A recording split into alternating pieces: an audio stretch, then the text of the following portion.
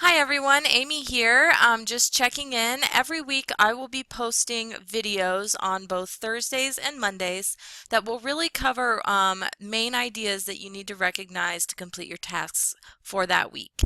I like to call this the top five. It's really the five most important things that I think you need to know based on whatever you've done in the previous few days of class as well as what you have coming up. So we're checking in midweek now for week one. And I'm going to be talking about a few of the important things that you'll need to know just to keep on track for this week and be successful with all of your week one assignments.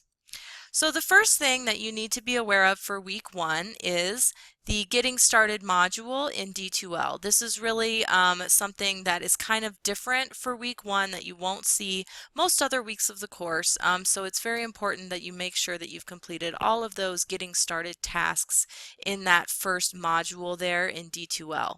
So if you haven't already, please make sure that you view the course overview video. It's a little bit longer, but it does kind of cover all the main information that you'll need to know to be successful in our course. Also, don't forget your syllabus and your course schedule are posted there in the Getting Started module as well. So those are kind of your two number one tools to be successful this semester. And then, of course, if this is your first semester taking a class online, you will need to complete the orientation to online learning that is linked to in the syllabus as well. And there are also some other important materials here that I won't go over as in depth, but please make sure that you are getting through all of these getting started materials before you start your work for week one. You won't normally have some of this extra stuff to do. Once we get into week two, week three, we'll get into more of our routine with your regular assignments. But of course, just because we're starting the semester out and we want to get off on the right foot, make sure you've done all those extra getting started tasks for week one there. Another thing that we're doing kind of extra or different actually for the first 2 weeks of the semester is the introductory discussion where you guys are posting just a little bit about yourselves and then commenting on each other's posts or replying to each other for extra credit. So there have been a lot of really good introductions done so far. There were several of you who I think actually got to meet almost every person in the class. That was really cool, especially Margot Thomas, Sarah Sewer, Zachariah, Larissa, Riley. You guys really went above and beyond and tried to touch on so many different people's introductions. And that's just a great way to get started this semester because you're immersing yourself in the culture of the classroom. You're getting to know your classmates. And so I was really excited to see some of the conversations that were taking place there. I think, David, you even suggested to Chris that maybe you guys are going to go play basketball together. Shireen, you had a really interesting discussion of all the different beaches that you like to visit. So if you haven't gotten a chance, please do go on over to the student introductions discussion and see what your classmates have posted just to kind of get to know each other a little bit better and then also get some extra credit while you're at it. Along with that, you will see that we have an extra embedded support person in our class this semester. Her name is Deb, and she's going to be helping you with some of the background issues that might be standing in the way of your success as students. So anything from how to access financial aid to how to get childcare or any of the things that you might be struggling with beyond just the content of the course. And so she tried to get in there into the introductions discussion and talk to each of you. And you'll notice in her post that she says that she's going to be reaching out to each of you via email. So make sure that you do look for that email when she sends it to you. You can access your email by going up to this Go to Email link under the little envelope icon here at the top of your screen. If there's a little red dot there, that means you have some unread emails. So you might want to go ahead and check that right now and make sure that you don't have any unread emails. But Deb's going to be getting a sense of what each of you need this semester in terms of that background support, and she'll do that by reaching out to you individually via email. So make sure that you are paying attention and checking to see if she has sent you that yet. And when she has, don't just ignore it. Actually reply to her and let her know because she's here to help and she has a ton of experience and she's really looking forward to working with each of you this semester as well. The next thing I want to talk about is our week one discussion that we've been participating in. Lots of really good posts so far, and I was pleased that so many of you were actually able to meet the first deadline we've had this semester, which was last night at midnight, for your learning styles and time management original discussion posts. So you'll have a couple other deadlines this week that I'll talk about in just a few minutes for things that you will need to complete over the weekend. But in general, I just wanted to bring up a few things that came up in your original posts responding to the discussion prompt here at the top of the discussion page. I did try to touch on each of your posts individually because I thought everyone brought up some unique and interesting things, but I wanted to pull a few out here for the whole class to see, just to kind of highlight some of the really good conversations that are taking place. So first of all, I did notice that a lot of us are actually visual and kinesthetic learners. We have a kind of an abundance of that type of learning style preference here in the class. So that really helps me as a instructor, because then I can see that there are some commonalities among you all as students, and I can tailor my materials to try to make sure that there are lots of visual components. Some of the kinesthetic is a little bit harder for me to reach, but I certainly think you all came up with really good strategies for how you're going to, those of you who are kinesthetic learners, how you're going to, take frequent breaks, take notes by hand, make sure that you are getting a little bit of physical movement going on while you're watching the video so that you don't just doze off or fade out, as one of you I think said. So things like that. I especially thought there was an interesting conversation going on within Shireen's thread here, where Riley makes a comment about doodling. She brings up a book called The Doodle Revolution, Unlock the Power to Think Differently by Suni Brown. Riley thought this was really cool that you brought in this book, because I do agree with you that everyone thinks and learns differently, and I personally am someone who's benefited from doodling.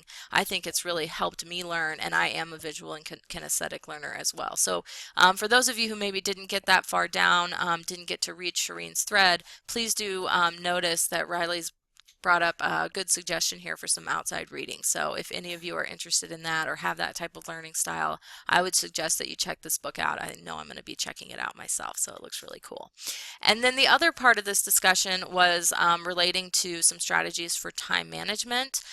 This is something that Deb can certainly help you with, but I think there were a lot of commonalities that I saw, especially in terms of people talking about how to use their planners. And some of you said things like, a planner has always helped me, and some of you said, I've never used a planner, but I'm going to really try this semester, and some of you have said, I've tried using planners and it's always failed. And so I would encourage you all to get in and read all the different perspectives here that your classmates are bringing up, because some of your classmates might be able to offer some strategies for how to make the planner useful to you if that is something that you have struggled with in the past. I thought that Amanda brought up some really good points here about how to use the planner to manage time efficiently. She says it's her first year actually using a planner, but she's putting sticky notes all over as a backup reminder. Sticky notes work for some people, they don't work for me, but I think that especially if you're a visual person, you can use all different colors to kind of organize the different types of tasks, and so I thought that was a good suggestion. But I think that it was especially interesting what Joshua brought up here in his comment. He says, he's got to be more diligent about making sure that he gives himself ample amount of time to do the assignments, and that he's kind of a procrastinator. And then Amanda replied by saying, I have written in the planner, but I haven't gone back to see what I actually have to do that week. I'm trying to plan, but it's hard to get in the habit. So there's just a couple things there.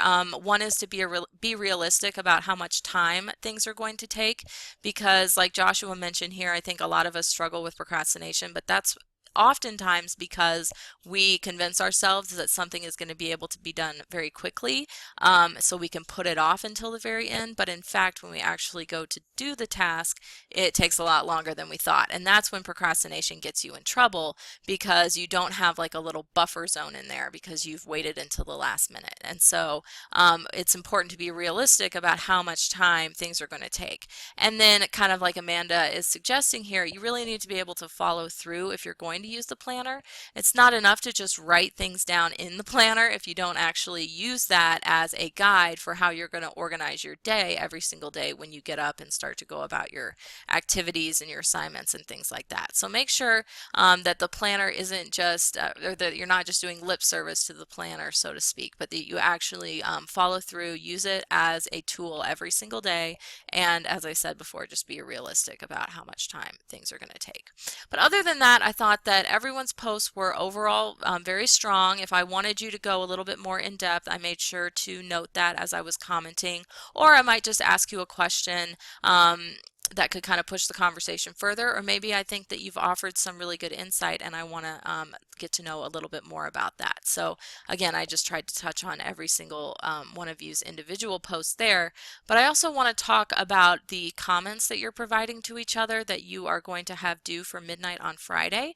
I know that since this is a new course, it can be really hard to kind of know what the instructor is expecting or get in the habit of these posts that you have to put up there 3 times throughout the week. And so I wanted to show you just some examples of places where I thought that the comments were working really well. In general, I thought that Dustin had really strong comments on all of the threads that he participated in this week, and so I saw that taking place on Randy's original post here. So Randy has his post, and then Dustin comes in and says, I find myself in the same boat as far as being a hands-on learner, and I think it's a good way to expand that skill with online classes. I'm a little nervous, but I think we can use this skill to help us succeed, and when it comes to time management techniques, I find it helpful to use a planner. Me personally, I like to plan ahead and not just fall behind. As long as you stay focused, you should be good. So I think that there are some strengths here. You know, Dustin is touching on both parts of the prompt, so not just one or the other, and he's also not just repeating what the original post has said. He's actually building on it a little bit by offering a suggestion of his own here, which is to actually use a planner. So that's a good example of one thing that I'm looking for. You know, I really want these comments not to just agree and say the exact same thing over and over, but instead you can either push the person a little bit or challenge them. You could ask them a question or just bring in some idea of your own that goes beyond what the original writer has said. So here's another one from Dustin that I thought was strong. I think you'll do great as a multimodal learner. I'm actually a kinesthetic learner, which means I do better hands-on, but I think with your kind of style, you can use strategies to help you succeed. Keeping a good schedule is a great idea for time management, and if you keep on track, I think you'll do great. So again, Dustin isn't just repeating what the original writer has said, but he's actually you know, offering some of his own suggestions that could bring some new ideas to the conversation and really go beyond what the original writer was able to come up with on their own. I also thought that Sarah Sewer had some really good comments over the course of the discussion so far this week. I know that she had commented on Riley's original post. So Sarah came in and said, hi Riley, it's awesome and challenging that you are a multimodal learner. I'm also a little kinesthetic, so I like a lot of hands-on learning too, which is hard for this class. The teacher's been making videos that we can reference. I hope you use those as much as I do. That's good to hear because I do make those videos and I hope they're useful to you. I really like your idea of taking breaks. I have a hard time where I get stuck on a problem or writer's block and I'm just getting nowhere. I'm going to take your post to my own learning and try to take more breaks so I can become a better learner. Let me know if you need help. We have a great support system. So this is an example of where even though the writer was agreeing with the original post, they're kind of pointing out something that they're going to take to themselves that they were able to learn from that's going to still continue the process in some way, because Sarah's going to take what Riley has said and use it to her advantage. And I think it's just really interesting what she says about writer's block here, because I think it came up in another thread that oftentimes when people get writer's block, it's because they're trying to take on too much at once, or they're trying to make everything perfect right off the bat. When if you break something down into smaller steps and kind of do it along the way and don't worry about it being good the first time, just try to get it done, you're much less likely to have what people often call writer's block. And then Sarah Sewer also had a good comment on David's original post, which I will try to find here. We have a lot of posts, so it's kind of difficult to navigate. Let me find. There it is. Okay, so Sarah said to David, I'm in the same boat being a visual and kinesthetic learner. I like to be shown what I need to do in order to effectively learn. Again, she talks about the videos, and this is where she brings up going through different steps. But she also mentions printing out materials and highlighting them. I think this is a really good strategy because oftentimes in an online class, we tend to just assume that we're supposed to read the things online or on the screen, but depending on what your learning style is, it may be better for you to print it out and have a physical hard copy in your hand that you can then highlight on and get some of that tactile kinesthetic as well as visual activity going on so that you're much more likely to remember it. So again, Sarah's and Dustin's, just a couple of good examples of what I'm looking for in the comments since they had both completed theirs already, which the rest of you will be finishing up for the deadline on Friday night at midnight. And then the very last thing I'll mention is that you do have that final deadline for the week on Sunday night at midnight where you're supposed to write an overall reflection about your process participating in the discussion for the week as a whole. So this could involve building on anything you said in your original post. It could involve addressing some of the comments you received from your classmates. It could involve asking further questions to myself, the instructor, if you were maybe confused about some things throughout the week. But that is meant to be in your own original thread. So just go back to your thread and click reply so that you can kind of reply to yourself and reply to everyone who has posted comments throughout the week. So don't start a new thread for that reflection. Just do it there within your own original reflection. But then the other thing too is to wait until the weekend to do that. I know some of you are busy on the weekend, but you do have a 48-hour window that you can complete that in. So hopefully sometime after Friday night, you'll be able to log in because you may miss some of the comments that your classmates provide to you if you do it before that Friday night deadline. So some people are going to be posting comments right up until the midnight on Friday deadline, and if you do your reflections early, you would miss those and not be able to take them into account in your overall reflection. So I thought that Adam had posted a little bit of a reflection here, and this is on the right track for something that could work for your end of week reflection. But Adam, I would bet that you're going to get some more comments between now and Friday night, so make sure that you just come back over the weekend and build on this a little bit more so that you take into account not just what I have said, but what anybody else says maybe throughout the week. And that's another reason why you want to get your comments posted on time for the midnight on Friday deadline, because if you come in on Saturday, the person may have already done their reflection and they would miss what you had said. So the whole thing is kind of structured so that you get chances to reply to each other and then reflect on what your classmates have said. Okay, so I think the discussion is going well in general. I think especially for your first week of class, you guys are doing a really good job.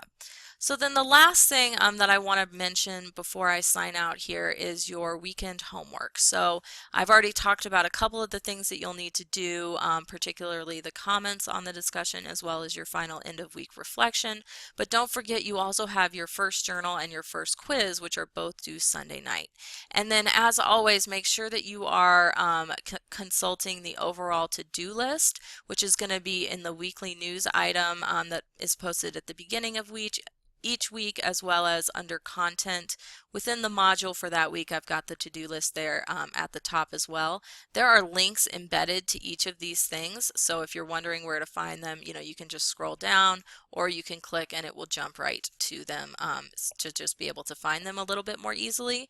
But again, if you haven't done the getting started assignments for the semester as a whole, make sure you complete those. You're going to keep on doing the discussion, including your comments and your reflection, and then you have your journal entry, and then you have your quiz, which in this case, for this week, we don't have a grammar quiz. It's more of a quiz to get you oriented with the course as a whole so that you know where to find things, and then we'll start with our grammar work in week 2. So just make sure that you are completing all of those assignments by their deadlines, either Friday night or for the most part midnight on Sunday. The other thing I will mention is that if you have not participated in the class in any of these assignments yet, you need to do so by 5 p.m. on Monday to avoid the no-show penalty. You have to participate in an academically related activity by that deadline, so the extra credit introductory discussion does not count. You either need to do the week 1 discussion on learning styles and time management, or your quiz or your first journal entry, or you're going to be automatically dropped from the class. So of course, all of you need to complete all the assignments so that you get the points and so that you learn the things you need to learn for this week and don't fall behind. But if you are thinking that you can blow off this first week or that you might not be penalized too much, do know that you will actually be dropped from the class if you haven't done those week 1 assignments. So just bear that in mind for this and for all of your classes, because that applies across the college. And then don't forget, our weeks run Monday to Sunday. So week 2 will start on Monday. You can see the content has already become available today, so you can kind of preview, but you won't be able to do any of those assignments until the week actually begins on Monday. So I look forward to seeing all the work that you're going to be doing over the weekend, and I will check back in on Monday with a reflection that covers everything that takes place between now and then. And as always, you can just email me if you have questions. There's also a general questions discussion that's set up in D2L in case you want to post a question that your classmates can see as well. All right, it's been great getting to know all of you so far, and I'm really excited about the upcoming weeks. Thank you.